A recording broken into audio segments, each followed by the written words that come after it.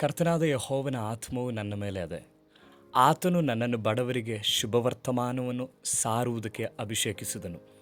ಮನ ಮುರಿದವರನ್ನು ಕಟ್ಟಿ ವಾಸಿ ಮಾಡುವುದಕ್ಕೂ, ಸೆರೆಯವರಿಗೆ ಬಿಡುಗಡೆಯಾಗುವುದನ್ನು, ಬಂದಿಗಳಿಗೆ ಕದ ತೆರೆಯುವುದನ್ನು ಪ್ರಸಿದ್ಧಿಪಡಿಸುವುದಕ್ಕೂ ಯೆಹೋವನು ನೇಮಿಸಿರುವ ಶುಭ ವರ್ಷ.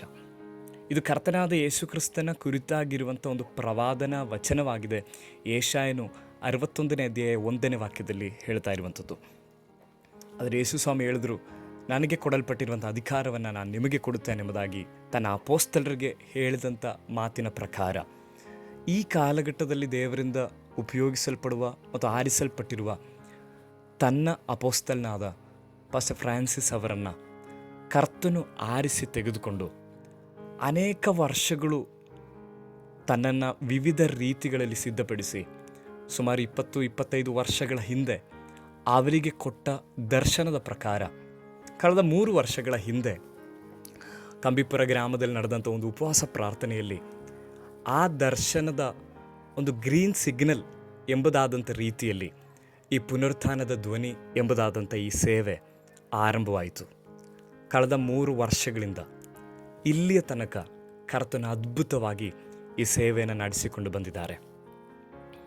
ಸಾಧಾರಣ ಒಂದು ಉಪವಾಸ ಪ್ರಾರ್ಥನೆಯಾಗಿ ಆರಂಭವಾದಂಥ ಈ ಒಂದು ಆತ್ಮಿಕ ಸೇವೆ ಈ ರೀತಿಯಾದ ಒಂದು ದೊಡ್ಡ ಆಲಯದಲ್ಲಿ ಬಂದು ಕೂತು ಆರಾಧನೆ ಮಾಡತಕ್ಕ ರೀತಿಯಾದ ಒಂದು ಮಹಿಮೆಯ ಹಂತಕ್ಕೆ ದೇವರು ನಡೆಸಿದ್ದನ್ನು ನೆನೆಸಿ ನಾನು ಕರ್ತನಿಗೆ ಸ್ತೋತ್ರವನ್ನು ಸಲ್ಲಿಸ್ತಾ ಇದ್ದೇನೆ.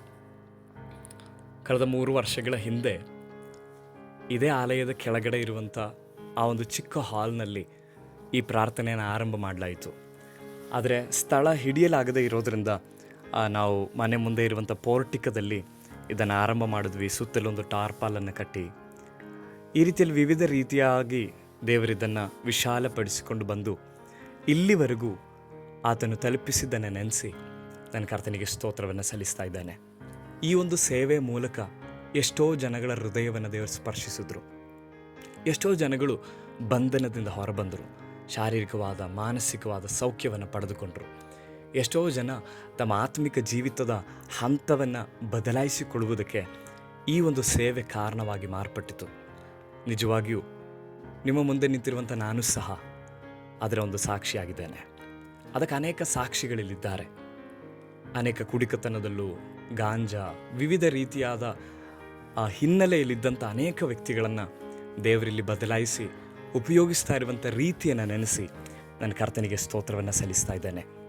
ಈ ಸೇವೆ ಕರ್ನಾಟಕದ ಮೂಲೆ ಮೂಲೆಯಲ್ಲಿರುವಂಥ, ಕತ್ತಲೆಯಲ್ಲಿರುವಂಥ, ಬಂಧನದಲ್ಲಿರುವಂಥ, ದಾಸತ್ವದಲ್ಲಿರುವಂಥ ಎಷ್ಟೋ ಜನಗಳಿಗೋಸ್ಕರವಾಗಿದೆ.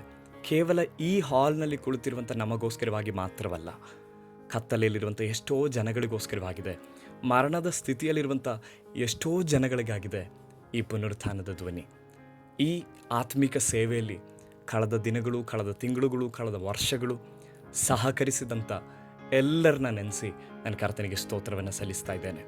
ನಾವು ಕುಳಿತುಕೊಂಡಿರುವಂಥ ಈ ಆಲಯ ಕಳೆದ 46 ದಿನಗಳಲ್ಲಾಗಿದೆ ಇಷ್ಟರ ಮಟ್ಟಿಗೆ ಪೂರ್ತೀಕರಿಸಲ್ಪಟ್ಟಿದ್ದು. ಇದಕ್ಕೋಸ್ಕರವಾಗಿ ಅನೇಕ ವ್ಯಕ್ತಿಗಳನ್ನು ದೇವರು ಉಪಯೋಗಿಸಿದ್ರು.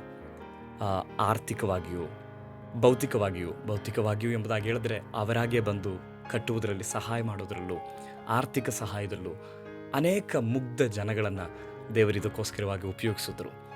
ಅದನ್ನು ನೆನೆಸಿ ನನ್ನ ಕರ್ತನಿಗೆ ಸ್ತೋತ್ರವನ್ನು ಸಲ್ಲಿಸ್ತಾ ಇದ್ದೇನೆ. ನಿಮ್ಮೆಲ್ಲರ ಪ್ರಾರ್ಥನೆ ಈ ಒಂದು ಆತ್ಮಿಕ ಸೇವೆಗೆ ಬಹಳ ಸಹಾಯಕವಾಗಿದೆ ಎಂಬುದಾಗಿ ನಾನು ತಿಳಿಸುವುದಕ್ಕಾಗಿ ಬಯಸ್ತೇನೆ. ಇನ್ನೂ ಹೆಚ್ಚಾಗಿ ಈ ಆತ್ಮಿಕ ಸೇವೆಯನ್ನು ನೆನೆಸಿ ನೀವು ಪ್ರಾರ್ಥಿಸಿರಿ. ದೇವರು ನಿಮ್ಮೆಲ್ಲರನ್ನೂ ಧಾರಾಳವಾಗಿ ಆಶೀರ್ವದಿಸಲಿ. ನಮ್ಮೂಹೆಗೆ ಮೀರಿದ ಕಾರ್ಯಗಳೆಷ್ಟು ಮಾಡುತ್ತಲೇ ಇವೆ. ಓ ದೇವ, ನಿಮ್ಮ ಆಲೋಚನೆಯೆಲ್ಲ ಉತ್ಕೃಷ್ಟವಾಗಿದೆ. ನಮ್ಮೂಹೆಗೆ ಮೀರಿದ ಕಾರ್ಯಗಳೆಷ್ಟು